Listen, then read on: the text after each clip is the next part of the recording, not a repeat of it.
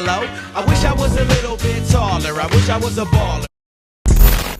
Good afternoon, my name is Amari Costa and welcome to the first installment of The Critic. Today, I'll be reviewing Marvel's newest movie to come out, Black Widow. Now, before we begin, obviously, spoiler warning, I'm going to be talking about the newest Marvel shows and movies, so if you haven't seen any of them, I would suggest clicking off. Now, I am a Marvel fan, as most of you know, and a matter of fact, I went to go see Infinity War and Endgame when it first came out. And speaking of, the events of Black Widow took place between Civil War and Infinity War. I believe that Scarlett Johansson played an amazing role as Black Widow as she did in the previous movies, and you can really feel the emotion between Yelena, played as Florence P, and David Harbour between the family scenes from when they went in the suburbs to the mother's garden. Now, I've only watched a couple of Stranger Things episodes here and there, but this is the first time I really got to see how good of an actor that David Harbour could really be. Moving on, I thought the camera work was amazing, and there are definitely points in the film where some shots caught me by surprise and maybe jump a little bit, and I thought that was really enjoyable. One moment I really liked in Dreykov's office where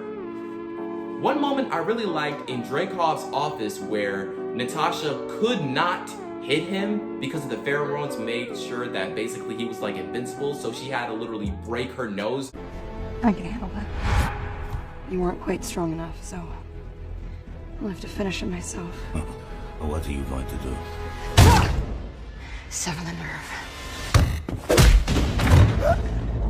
Now, I don't know if it's just me, but this movie did not feel like 2 hours. I personally thought it felt like an hour and 30 minutes, but you know what was a long movie? Avengers Endgame. I made sure that I barely drank anything during that movie so that I wouldn't have to use the bathroom and miss any points. But the big question is, was this movie worth the wait? I know that COVID pushed a lot of Marvel films back, and it's to the point where Black Widow got pushed a year later to its original movie date, and we would have gotten Eternals in November 2020 instead of November of 2021. I will say yes, this movie was definitely worth the wait, and I can't wait for the future Marvel films in Phase 4, especially Shang-Chi and the Ten Rings, and Spider-Man's No Way From Home, which comes out on my birthday. Speaking of, Marvel's new animated show, What If, comes out on August 11th, and you better believe I'm watching that on Disney+.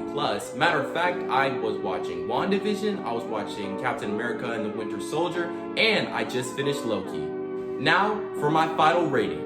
On a scale from 1 to 10, I give this movie an 8 out of 10. Plus, the post-credit scene was a good touch, seeing Yelena with a dog and in normal clothes, which was her dream from earlier in the movie. Going back to Natasha's gravestone and meeting with Valentino, which we would have seen with John Walker and Captain America and the Winter Soldier, talking about her meeting with Hawkeye, which is the reason why Natasha got killed in Endgame, which will be leading us to Hawkeye's new series that's coming out in a couple of months. Anyway, this review is coming to a close, and which movie will I critic next? Who knows? You'll just have to wait and see. Goodbye.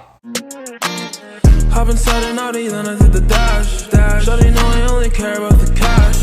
Big dance, big sticks, big rash. She asked me how I got it, said I got it like that. I get it when I want it, smoking marijuana. Keep it hotter than a sauna, smoking till the sun up. They asked me if I have bands, I said bring your funds up. They tested me to a challenge, and they didn't show up.